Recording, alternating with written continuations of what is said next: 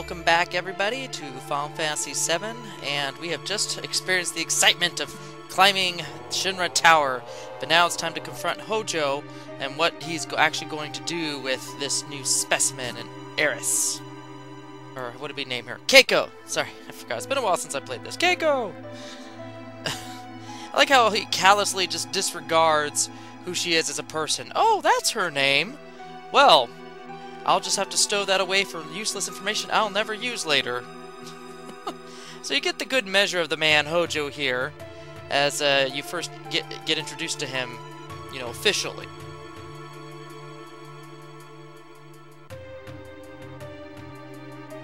He seems very confident, doesn't he?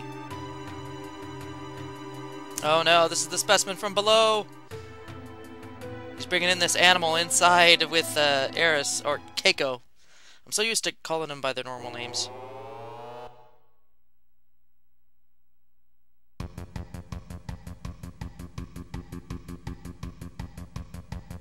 Uh-oh. What's he gonna do?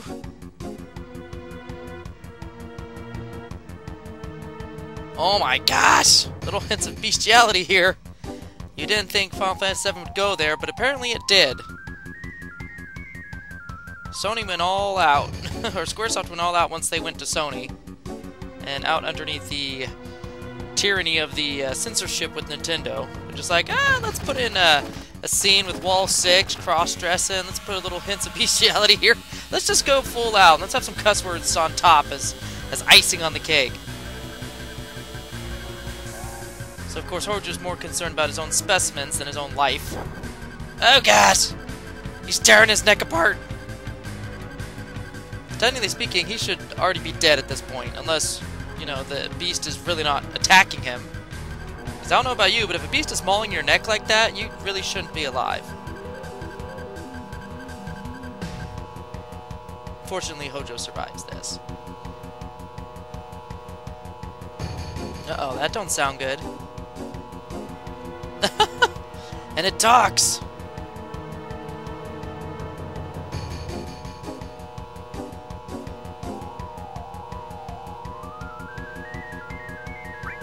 This dictates who's going to be in the battle with you, and I think points given later to whoever is, yeah.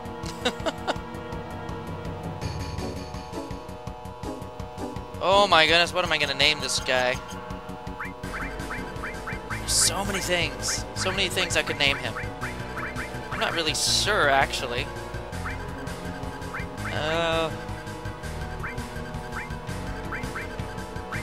I can't really spend too much time on this, so I'm gonna go with the name that my wife actually uses for. I mean, she had a. She's gonna kill me for telling this, but she had like an imaginary friend when she was younger and everything, and she would play and talk to the friend all the time, and the name of the friend was Xander. So Red 13 is Xander. That red creature was her friend all this time. She's gonna kill me. Oh gosh. Anyway. So yeah, this boss can be a little tricky. However, those little three bouncy, buggy-looking things there in front of him, yeah, you can ignore them, because what he'll do is if you kill them, he'll just revive them later. So it's just a never-ending stream of enemies. So there's no reason to attack them. And of course, you know, Sarah attacks the first one she sees. But if you bring down the main unit, the ugly experiment-looking thing in the back, all four of them will go down. I don't know what the heck Hojo was trying to do with that thing. That thing is an abomination. So yeah, focus all of your attacks on him. Heal if you need to with items. Oh, you know what? I don't even think... Oh my goodness, I don't think per my challenge... Oh, nobody can use items in this particular group. Oh, this sucks. I just gotta keep pelting away and hope that I beat him before he beats us. Whoops, I probably should have kept Barty in the group. Because he's our item user. I don't know why I put that arbitrary limit on my my challenge, but whatever. I'm gonna stick to it, gosh darn it.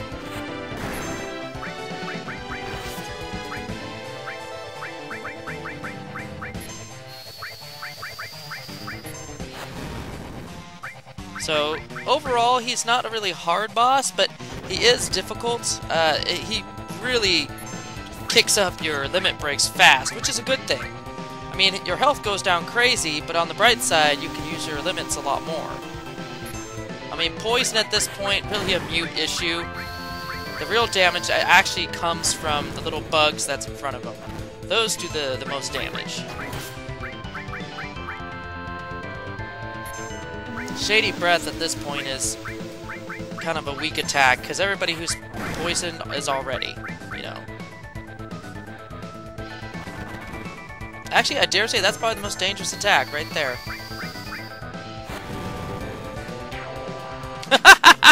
Yes! Oh, wow, that was my first try. Not realizing I didn't have an item user in the group. Woo! So good stuff. Oh, and that is a materia that I totally missed the first time I played this. I wasn't even thinking that I had to go in there and grab that materia. Grab it. It is basically turns one of your characters into a blue mage, which, according to my challenge, Eris will be a blue/white mage. So she's a dual class. So I want to pick up the enemy skill. Now, there's no enemies in Midgar that can teach you any skills. But once you get out of Midgar, there will be a couple enemies on the way that will teach you some very nice skills.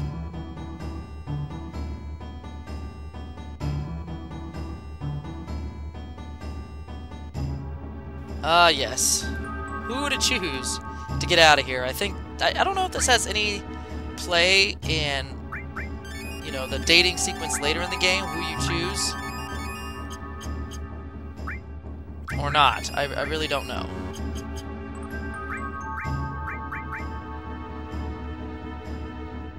And I think Xander actually comes with a couple materia of his own. Yes! He comes with his own fire and all, and he comes with his own sense materia. So you kind of want... I want to fill up all the slots right now just because I want some AP. Not like I'm actually going to be using them right now, but I do want some AP. As many of the materia I can put on to get those numbers up, the better. Once I start getting into Ice 2 and Fire 2 and things like that, and Bio 2, we're gonna be in business. It's gonna be money. I gotta figure this out here. Hold on. My apologies, folks. I'm trying to figure this out and try and have some good commentary at the same time. I'm like, what am I doing? I don't know what I'm doing. Yeah, I guess that's okay. Yep, Spirit, plus 10.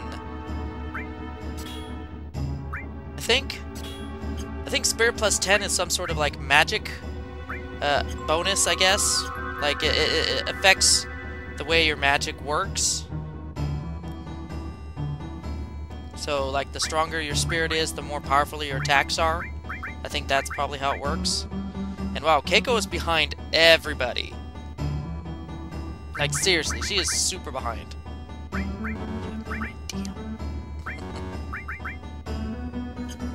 You know, I've never really used that 4 slots. I seriously have not. I mean, yeah, you can have more slots than normal for all your magic, or for all your materia, but I've never used it because it just actually brings your defense down. And I always thought that is a negative thing.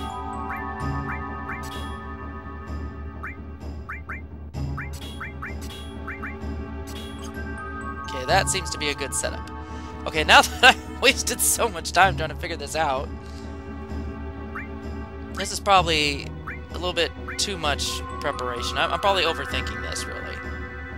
But given that, you know, I don't have much to work with for this class-based challenge, at least at the start of the game, I want to make sure everybody is prepared.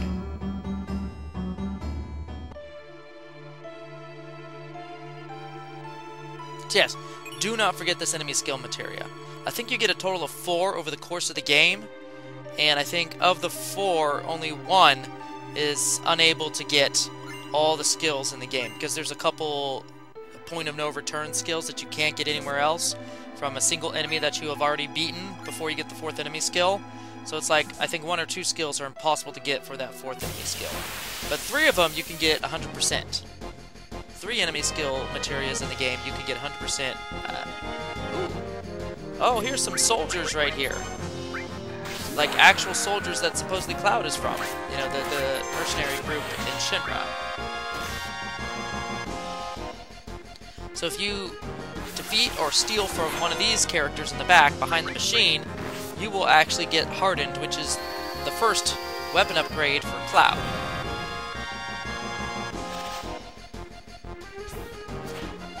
Gosh, that guy has an insane evade stat. It's probably a spinny ball underneath. Can't evade from that crap.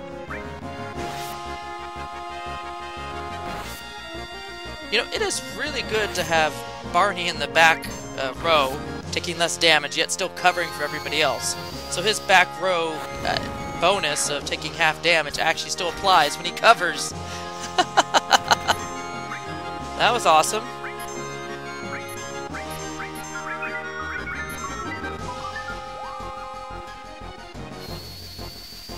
You know how status effects are really effective against you, but if you try and use status effects against enemies, they're just not as efficient. Like, half of them don't even work or catch. Just one of these days, I want to play a Final Fantasy RPG where status effects actually matter.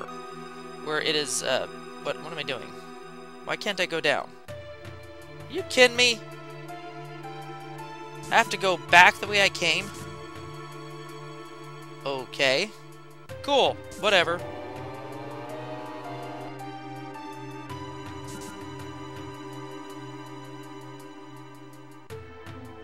Through the crates and specimen area, down to the floor below.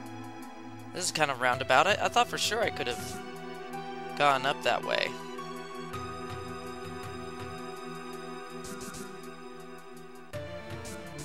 So this is the nearest elevator.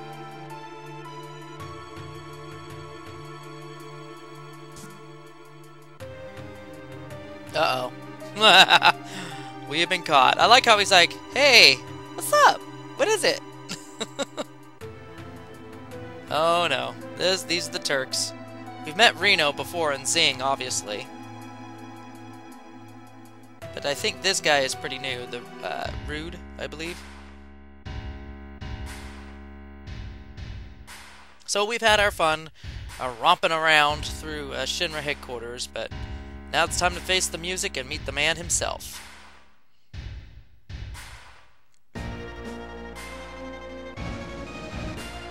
You know, I've just realized there's like 3 different factions underneath Shinra.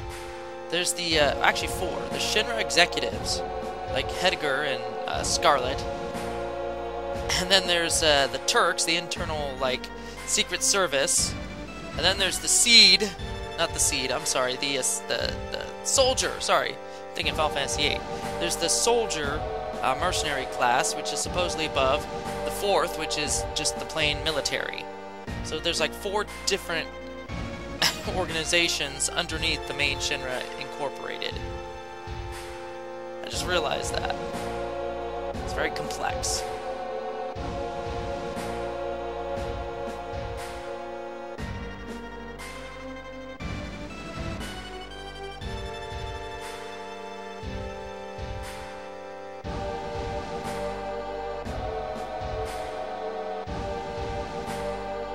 So, supposedly, President Shinra has this plan that this promised land is somewhere out there, away from Midgard, that they're going to find, and that's where they're going to build their new Neo Midgard, which supposedly is going to be even bigger and better than this one.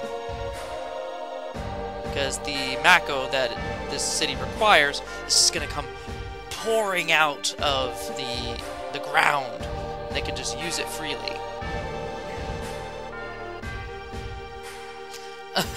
Oh, this part's funny. I like how this Turk Rude is so strong, he just like pushes back this big guy, Barney. He's like, oh, nope. Not getting any closer, Tim. Goes to show you how strong Rude is.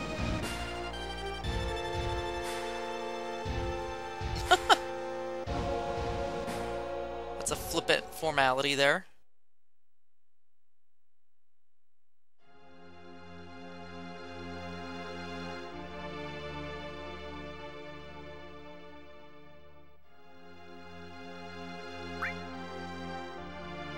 think if you say kinda hard, she loses a little respect for you. I'm not entirely sure.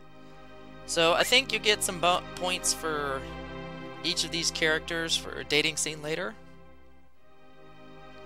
if you check in on them.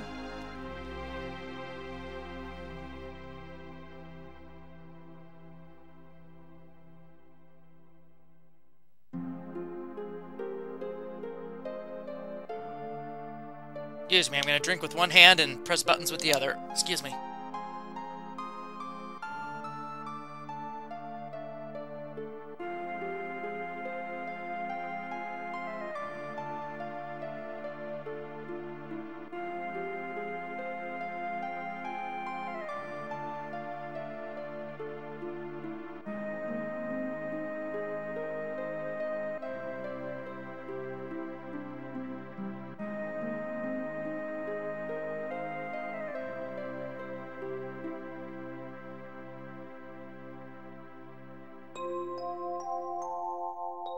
Seems kind of a vague thing she's talking about.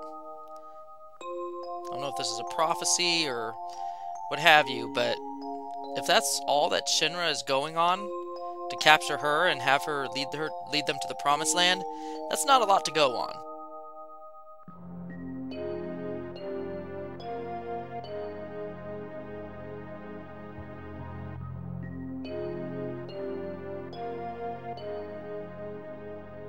Huh. Very mysterious girls in a lot of ways.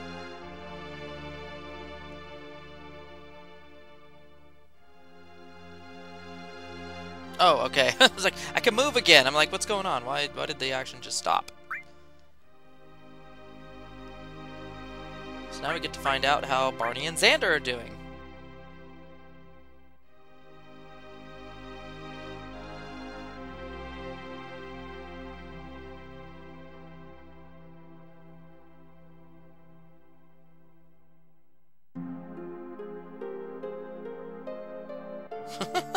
Xander's just like, yeah, whatever. Totally not listening to Barney at all.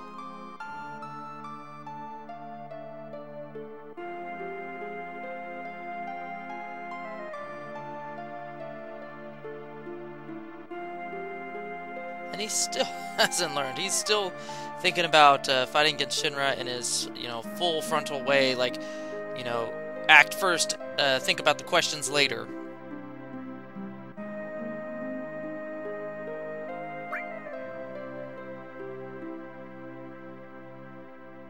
Grandpa. Apparently I can move while they're talking. Cool.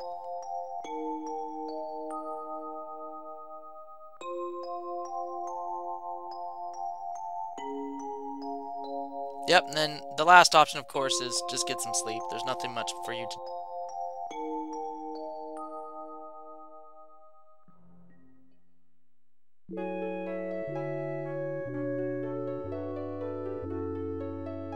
Now, this part, actually, when I was younger, I think I played this, I don't know, when I was in my mid-teens, I believe, or either that or... I hadn't really played a lot of RPGs. This was like my third, fourth, or fifth or something. But I was actually a little bit scared and nervous about this part. Like, seriously, there's blood stains all throughout the hallways and the floors and everything. You're following this blood stain. These crazy, creepy enemies come out of the woodwork and you have to fight them. And I don't know what it was, but I was completely and totally underleveled.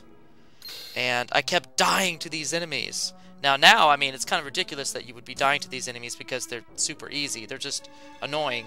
But I don't know what I was, like level 6 or 7? I was barely leveling up in Midgar, but yet I was still making it through.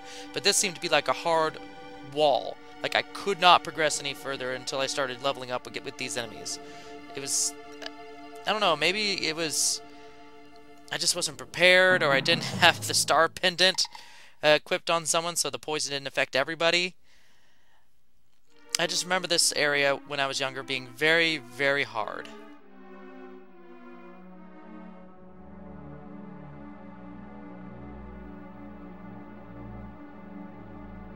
Yep, there's the start of... Oh, gosh. I was about to point out to the left there the start of the bloodstain, but yeah, let's face these crazy enemies. Ooh, back attack. Nice. Let's get rid of one right off the bat.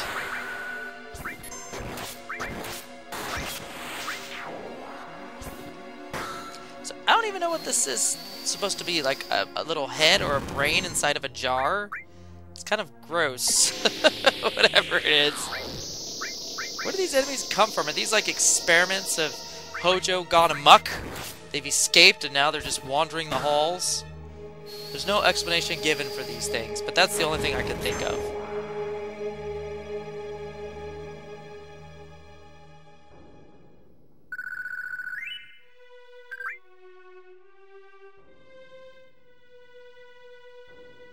Yep, there's dead people all over the place. Uh-oh. Something broke out of containment.